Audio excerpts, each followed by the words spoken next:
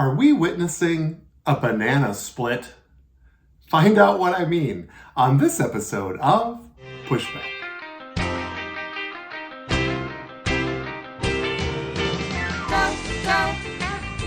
Go, Johnny, go, go. Go, Johnny, go, go. Go, Johnny, go, go. If you're concerned about the direction our culture is heading, then maybe it's time to push back. Hey there, everyone. I'm Dr.Jonny, and this is another episode of Pushback. I'm coming to you in season 4 and releasing these weekly messages dealing with our current topics of culture and how we as Christians engage the culture, how we set the culture, how we actually become ambassadors of heaven to bring heaven towards earth. And we can do that. That's what we're here for. And so it's important for us to inject ourselves into the conversation of culture, not just go into the fetal position, not just feel like we're helpless victims, but that we actually play a role in the actual setting of culture here on this earth. And we have to have vision for that, because if we don't do it, who's going to do it? And we're here on this earth. The Father could take us home at any point, but He's left us here. He's put us here. He's assigned us here to do the work. And I'm excited to be part of that. And if I can just be one voice that gives you, the listeners, and those to whom you talk to and pass these topics along to, if I can just be that voice that brings honor and brings education and understanding to truth, then I've done my job. And so that's what I want to do. This episode is entitled Banana Split, and I'll explain that in just a little bit here. But obviously, I feel like I need to talk about the Donald Trump indictment this week, as that has been dominating the headlines and is certainly, on so many levels, a cultural issue. And so I want to just read a little bit about it itself, sort of a position paper that I align myself with in regards to what is happening. But with every podcast, I really always want to drill down to what is happening. What is the core? What are the issues? It's interesting as Donald Trump is being indicted and the political enemies are looking to lock him up or put him away or convict him. The word banana republic has been thrown around. Like, this is banana republic type stuff, where you actually lock up your adversaries or your foes. And so the word gets thrown around a lot. And interestingly, when you research the word banana republic, which I have, it is not exactly used correctly when we're talking about locking up our foes. Banana republic actually usually refers to a small country that is reliant on usually one or two basically domestic products. And so because of that, whoever controls that or that company controls the country. And it's ripe for corruption. And that's usually a banana republic.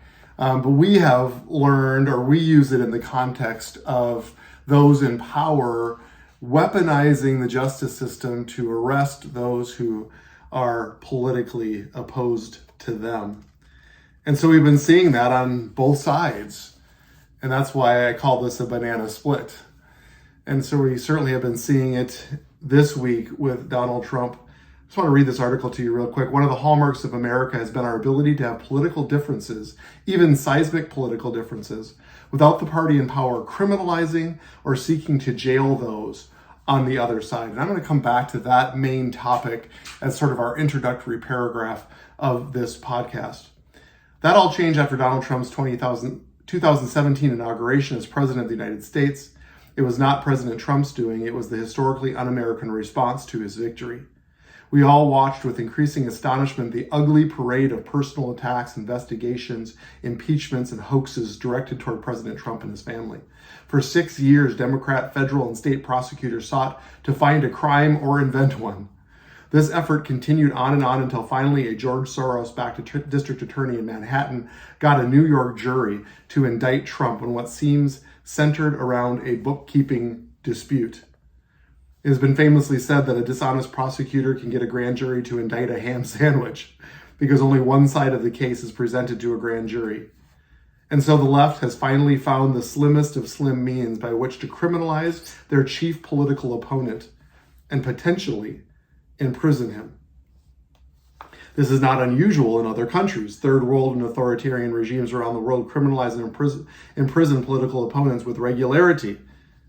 I've actually dug into this as well, and it's kind of staggering when you get into South America and Central America and the regime changes that have been taking place there. Interestingly, I don't think we follow that all very often here in America, but it could be construed as banana republic type stuff that's happening down there on a regular basis. I think something in Peru, they've had like 7 presidents in 7 years, something along those lines. And I read this article that went over and over to the point where I really, truly just became bored reading it because it was the same story over and over again about how political opponents were criminalized and imprisoned. It happens quite regularly. However, this has never been a feature of the United States post-Civil War until the Democrats made it one over the past 6 years. Since 2017, Democrats, the media, and big tech have put this country through hell because they simply cannot accept the results of the 2016 election. There's good reason why we have never had a former president indicted, despite the fact that there have been some shady characters in the Oval Office. Everyone has understood that such a move would weaken the institution of the presidency. And everyone has understood that such a move would torpedo the United States' long tradition of ensuring the peaceful transfer of power. Unfortunately, this has now happened. With the former president indicted on very weak charges by a politicized prosecutor, we will now see every incoming administration seek revenge against the preceding administration. Naturally and predictably, this will lead to further polarization in an already deeply divided nation. No good will come of this. Make no mistake, this is not about the high-minded, nobody is above the law mantra that Democrats have been chanting in unison over the past several days. They obviously don't believe that. When rioters burned and looted American cities in 2020, Democrat politicians and the media did not merely defend such behavior, they were even pushing people to bail out the rioters. The rioters were above the law. Hillary Clinton's infamous Steele dossier in almost a direct parallel to Trump's situation, except it was literally done through her campaign. But Clinton was above the law. Now the same Manhattan District Attorney who has reduced felonies to misdemeanors and even declined to prosecute an increasing number of violent felonies has stretched legal credulity to find a reason to go after a former president. This is clearly a case of unequal treatment under the law, and it is the obvious persecution of a political opponent. I fear the potential horrible cycle this could unleash. This was written by Joe Gruters, a Republican from Sarasota, representing the 22nd District in the Florida State Senate. It's interesting, though, because I'm an equal opportunity pushbacker, and we have to understand that it wasn't too long ago that many of Donald Trump, many of his opponents are losing sight of a warning that they issued in 2016. Then Mr. Trump spoke of prosecuting Hillary Clinton, and his supporters chanted, "Lock her up." Critics accused him of subverting a crucially important norm against political prosecution. They said it would be a dangerous turn, and they were right. See, this is a political divide. This is a politically motivated move. And I don't think anybody can really argue it. It's interesting because when you do go onto the news and you listen to the headlines, all of them are like, well, nobody is above the law. That's what the Democrats' position is. And of course, the Republican side, the conservative side, is saying that this is a perversion of the law and that the law needs to be administered equally. And so you hear both sides. And both sides are accusing the other of being a banana republic, and really the truth of the matter is that we're living in a banana split. Both sides looking to gain political advantage, both of them going tit for tat, trying to bring response to these politically motivated moves. And what's going to be the result of this? Well, it's either going to be that Trump gets elected by a landslide because of the martyrdom that's taking place. It could be that a different Republican is elected. It could be that the Democrats will learn their lesson from that and hopefully not pursue that further. But it also could be that this is just the beginning of a banana split war where there is retaliation and this persists on and on and on. See, I like to get to the core of the issue. And even though none of us would necessarily want to see this as a cycle that perpetuates, we have to ask ourselves, like if this was Hillary Clinton being indicted, would we be cheering? Would we be saying, nobody's above the law? Would we be speaking the same mantra? And so what is the core issue here? Well, I believe that we have crossed over. I did a podcast not too many episodes ago called Daddy Rainbows, and talking about the words that the secular world has taken from us. Well, hate is not a word that is a Christian word, but it's a word that's been misused and has been displaced. And what's happened now in society is that disagreement has equaled hate. And so you can actually have a legitimate, real, honest, honoring disagreement with somebody and then be accused of it being hate speech. Now, I'm not naive to the fact that I am doing a podcast talking about cultural issues, talking about real differences in the way that we look at the world, worldview type stuff. It would be easy for somebody to listen to what I'm saying and call it hate. But that's actually the opposite of what I am trying to convey and what so many other people are just trying to communicate with their fellow citizens. And so I believe the most dangerous thing here is not political. The dangerous thing here is cultural. And what the danger that I'm seeing, what I'm realizing, is that anybody who disagrees with each other hate each other. It becomes a hateful situation. See, the Democrats don't look at Republicans as those who have bad ideas. They actually look at Republicans as bad people. Republicans actually look at Democrats not as people who have bad ideas, but as bad people. And what happens is that actually justifies then our behavior to act in a way that in figuratively and in Trump's case, literally imprisons them. And that's not the goal. That's not the direction. If we see people as bad people, if we see people as people that we hate, then we can easily say, and this has been the headline all week as I have researched this, then we can justify and say they're getting what they deserve. I can't tell you how many times or headlines have said Donald Trump is getting what he deserves. Now, wait a minute. They aren't even referring to this bookkeeping issue that they are trying to, no pun intended, trump up into a felony. It's not anything to do with that. It's that he's a bad guy and he's a bad man and he says bad things. And because of that, he deserves this. Now that is not equal protection under the law. That doesn't make him guilty of a crime. That puts him into the public sector in which we look at him through our lens. And because we disagree with him, we can say he's a bad person and deserves prosecution. I believe that's the core. When we drill down, we have a real problem in our nation. And I believe the problem in our nation is that we have an inability to actually converse with each other without hating each other. And I believe it's also the answer to the problem is our ability to sit down, talk about our differences. The diplomatic approach where we are honoring towards one another and we can share.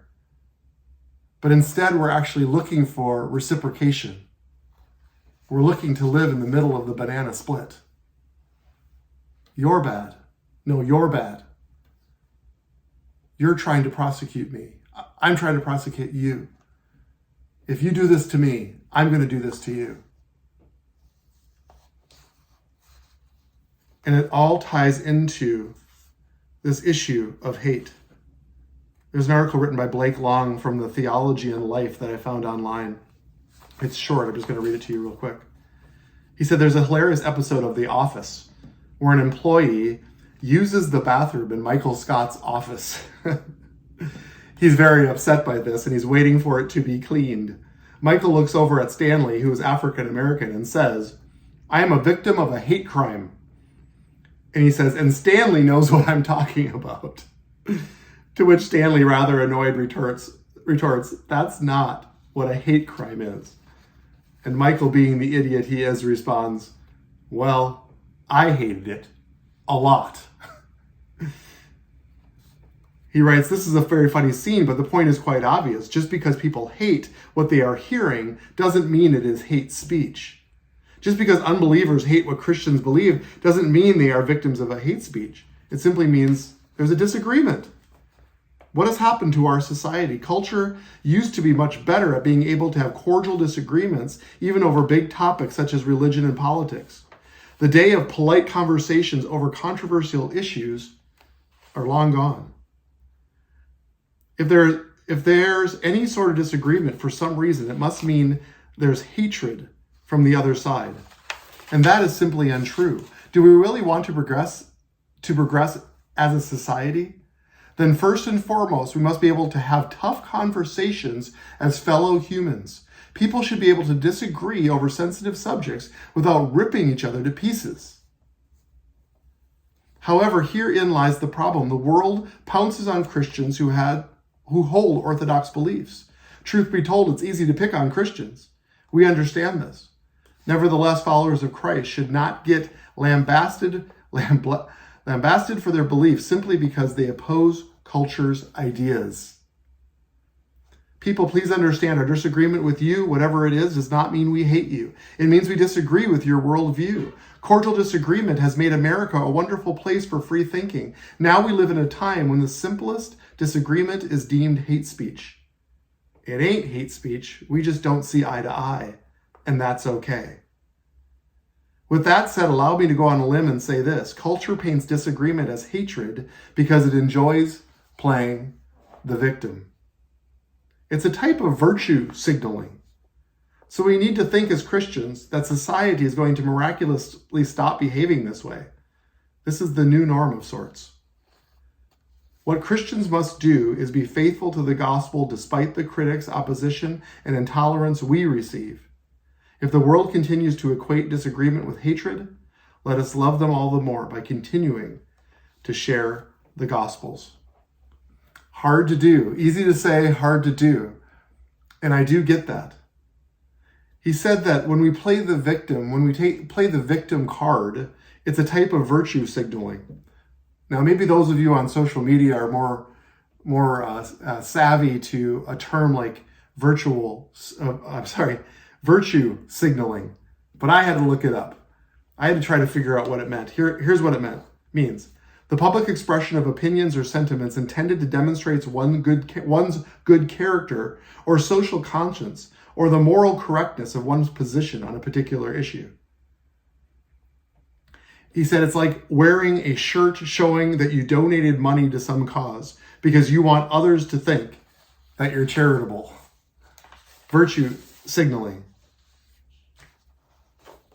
We live in a culture that loves to virtue signal, and we as Christians are not immune. Virtue signaling is a pejorative term applied to people who say or do things with the primary motive of making themselves look virtuous. The person who does so is attempting to increase their social status. They try to conceal the fact that they are virtue signaling while doing it, but the disguise fails all too often.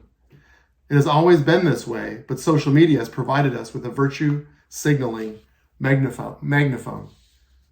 So here I am as a podcaster, a social influencer, a culture changer, and I'm using social media as my platform to talk about virtues. So am I virtue signaling? Maybe at times I'm guilty of that. But what's critically important, what I always need to stay focused on and what you need to stay focused on as my listener, is that we are connected to his higher ways. It's not Dr. Jonny's idea of how to live, my top 10 10 virtues to live by according to Dr. Jonny. That's not the point.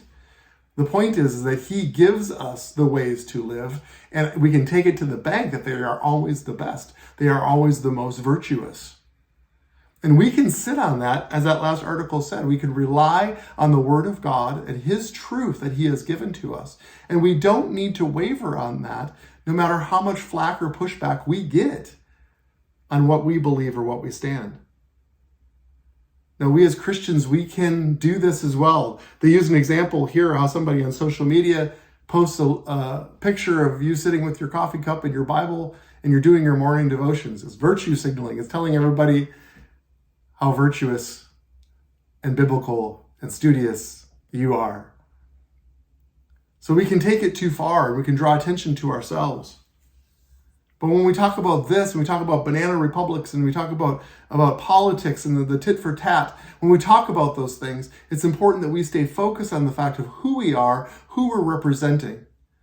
And it's not ourselves. It's not a political party. It's heaven itself. And we need to stay focused on that. Do I think Donald Trump is being treated unfairly? Absolutely, I do. That's my position. And I believe that's what history will show when we're done with all of this prosecution. But where does it end? Is this just the beginning of a fuse that has now been lit? That if you look at somebody cross-eyed, you're going to get indicted if you're a politician. That isn't going to be a healthy discourse. See, we can try to remove ourselves from the whole thing and say we're going to plug our nose, and we can also virtue signal our way out of taking any responsibility. And we can say, well, Donald Trump is a flawed man. President Biden is a flawed man, so I'm just not going to vote. Well, that is not the answer, because we're actually voting for what people stand for, not the person themselves, what they're actually going to bring to Washington. And it's important that we connect with issues and stay engaged and not disengage ourselves. There were so many pastors last cycle that said they couldn't stand the immorality from Donald Trump, so they just decided to not vote. Guess what that means? They actually voted for President Biden and his liberal policies and his abortion policies and his economic policies. Not voting is actually a vote for your opponent. Do the math. That's not virtue signaling. That's not virtuous. That's impotent. That's not taking a stand. That's backing off and saying, I'm going to play no role in society or culture. That's not what they're calling us to. So there has to be that place where we're not drawing attention to ourselves. It says in Matthew 6:1, beware of practicing your righteousness before other people in order to be seen by them, for then you will have no reward from your Father who is in heaven. Matthew 6:6, there are spiritual rewards for our devotion to Christ. Jesus tells us when we pray in private, the Father who will reward us, who sees, will reward us. But when we parade it around so others will know, we lose the reward. The only benefit we receive is an earthly one that is corruptible. That's not what I'm after. I'm not after an earthly reward. I'm ringing a bell to talk about real cultural issues, but I can guarantee you, I can promise you, I will commit to being honoring about this. And we need to be able to open up discourse and conversation. We have become such a banana split that we simply see the other side as the enemy and has no virtue. They are bad people. And because of this, they have nothing to offer. And if they have nothing to offer, then we are justified to put them aside or to imprison them, either literally or with our words or with our minds. I think that we can engage culture because we have something to say. And if we want them to listen to us, then we need to be honorable ourselves. This is a tough thing in this political climate. Politically, I'm standing with Donald Trump, and I can't condone his behavior. Anytime the word porn star comes up in the conversation or in the indictment, it has to raise our eyebrows and say, I don't like this at all. Nobody wins in any of this. This is not likable. This is not comfortable. I get it. But we have to see each other as Americans and not just political foes. I believe that we can do it. It's going to require concerted effort, but if we don't value it, then we won't do it. So will you value it with me? Will you engage culture in an honoring and pure way? I believe we can do it. So let's do it now. Let's go together to set and shape the culture.